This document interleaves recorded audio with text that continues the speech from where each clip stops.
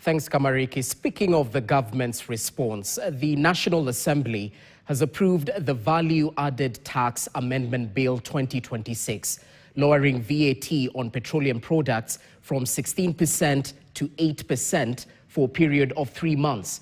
The bill was rushed through Parliament, being tabled and debated on the same day in what the lawmakers say is aimed at cushioning Kenyans against the rising fuel prices.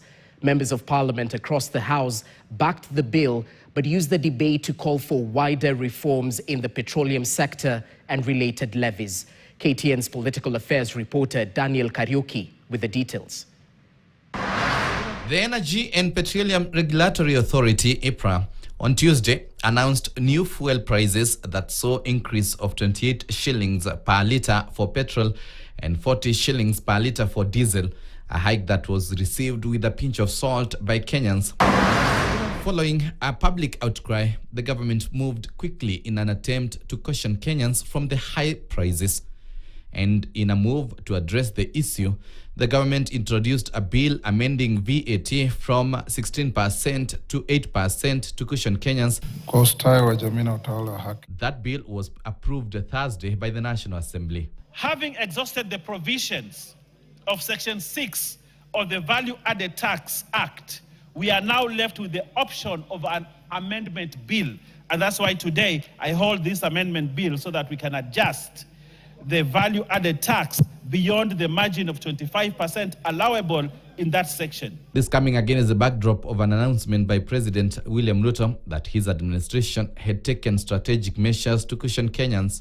Ingawa huku tofauti ya dola hii inaonekana kidogo mno, athari yake kwa bei ya mafuta ni kubwa sana. Ile tunaita kwa Kiingereza the spill effect. If you hear of Southern Sudan, Nigeria, Angola and some few other countries, they are not undergoing what we are undergoing, a stressful moment.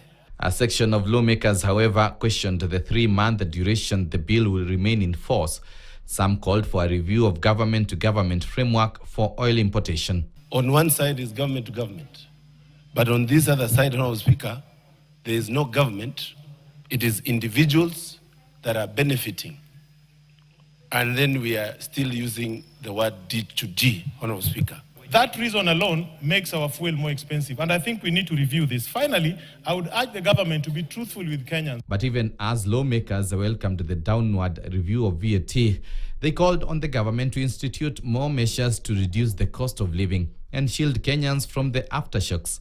So, Majority Leader, we could also blow upon the government to look further at what other areas we can actually reduce the levies and the taxes so that we make oil cheaper for Kenyans. And I like the idea of the 90 days. President Ruto is now expected to assent to the bill. Daniel Kariuki, KTN. Still in related news, the Energy and